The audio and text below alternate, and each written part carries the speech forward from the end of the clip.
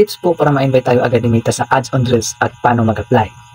Dapat lahat po ng mga video na ina-upload nyo ay original content nyo po. Hindi galing sa iba't ibang platform tulad ng YouTube at TikTok na may watermarks dahil hindi ka talaga ma-invite ni Meta niyan. Hindi rin sa kanya, hindi rin sa akin, kundi original video po na gawa nyo.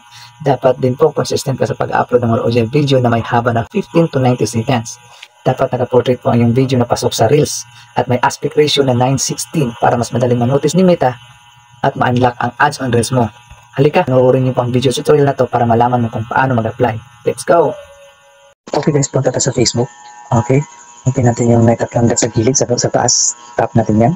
Tapos punta tayo sa page natin. Click natin yan. Punta tayo sa dashboard. Si dashboard. Tapos scroll down pa baba. Hanapin natin yung monetization. Tapos ads on Reels. Diyan guys, dito tayo mag-apply kung paano i-content sa Meta para ma-unlock yung ads on Reels. So click the I'm interested. Diyan guys, dalawa kayo ng letter dyan. Depende na sa inyo guys kung ano ang right nyo kay Meta. Basta ang importante, makonvince nyo si Meta na ma-unlock yung ads on Reels niya. Then submit interest din. Tapos maghintay ka lang ng araw at